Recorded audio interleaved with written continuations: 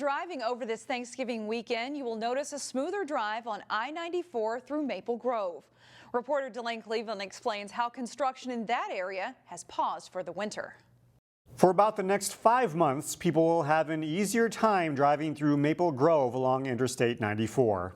We're glad to be done, and we'll be back at her next year. Part of a major construction project on I-94 between Maple Grove and Rogers wrapped up earlier this month. This most recent round of construction included resurfacing pavement on the eastbound side and adding more parking spaces and signage at the Elm Creek rest area. It's all part of a larger 3-year project between Maple Grove and Clearwater that will resume next spring. But this past summer, the 9-mile stretch between Maple Grove and Rogers turned out to be especially dangerous. MnDOT officials report that 103 crashes occurred between July 1st and September 30th this year, most of them the result of driving errors.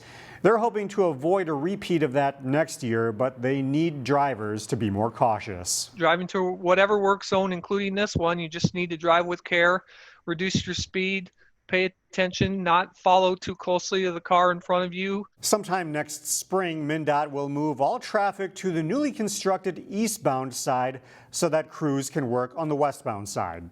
Construction will be complete in the fall of 2021. For more information on the project, you can find a link on our website at ccxmedia.org. As the pandemic continues, some families are having a hard time finding food. Reporter Pafua Yang shows us how the Osseo School District is helping. After making the shift to full-time distance learning for all grades, the Osseo School District is changing the way it does curbside meals. The school is now offering breakfast and lunch to both students and non-students who are 18 and younger. Folks can go to any district school from 7 a.m. to 1:30 p.m. to pick up meals, and it doesn't have to be the school the child attends.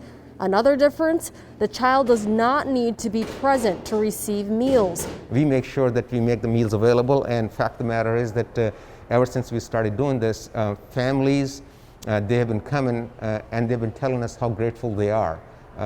Obviously, we don't know what their needs are, but they are the one telling us that it is great that we actually providing the opportunity for them to be able to come and pick up those meals. And if families have barriers picking up meals, they can contact the Nutrition Services team.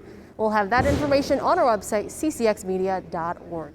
Reporting in Maple Grove, Pafua Yang, CCX News. Schools have become very creative at problem-solving solutions for students to keep participating in everyday activities. Neil Persley shows us how the show will go on for the band at North Hennepin Community College. All right, so we're going to whittle it down to, if we can nail 4 pieces tonight, we'll go with that. Only rehearsing 4 pieces in an evening would normally be a light agenda for the North Hennepin Community College Concert Band. If we need to just go with 3, we'll go with 3. But the band can only rehearse for 30 minutes at a time. Then the room is cleared to allow for the air to be circulated and filtered. All right, let's split up. Eddie will be running sound in one room. Michael will be out here. The NHCC IT department came to the rescue, implementing a program called Jack Trip. Because we've got one set up in our band room down the hall, and then the other computer in here set up. And we can play in each room, and the sound matches up perfectly. It allows audio syncing in real time of the band while they're split in 2 locations to accommodate distancing protocol. All righty, guys, you all set over there? Speakers pipe in the other half of the band to each room, and a good old-fashioned analog monitor is set up so band members can see the director in real time. We all have a passion for music, and we have a need to play, and we have a need to play together in the same space. And Zoom doesn't cut it. I like seeing everybody, and it's a whole lot easier to actually hear all of the parts working together. If you can't tell, there's actually an oboe inside of that bag. Members have practically twisted themselves into French horns in order just to be together. They recommend putting bags around woodwind instruments to help cut down the aerosols. We also have bell covers for the brass instruments. I don't like it. My fingers keep getting stuck on the fabric a little bit and then not covering the holes all the way, so then doesn't always sound right. Flutists have a special mask and a bag to deal with. The mask is tricky because it'll get caught and pulled, and it's hard to go in quickly if we got the, oh, I have to play now. The bag is not as awful as I thought it would be, but it's no treat either. Everybody's been rolling with it because everybody wants to be together and have this opportunity to be together and make music in the same room. The band will be recording their concert and then posting it online next month. So although you won't be able to see the concert in person, Anyone on the planet with the link can come watch us. So we have a potential audience of billions. at North Hennepin Community College, Neil Persley, CCX News. And finally, one Maple Grove teacher is letting students know that the staff of Oakview Elementary is ready to help them conquer distance learning. Mary Healy teaches music at Oakview. She wrote a parody of the song How Far I'll Go from the Disney cartoon Moana. She says she hopes this song will help families know just how far teachers and staff members are willing to go to support students during distance learning. We'll leave you with some of what the song sounds like. In a school or at home doesn't matter much to me. Hope you know when we go there's just no telling how far we'll go. I know everybody in this whole school, we're so happy here at Oakview. We've been doing just fine. I know everybody in this whole school would rather be at Oakview, but now that fire has crossed the line.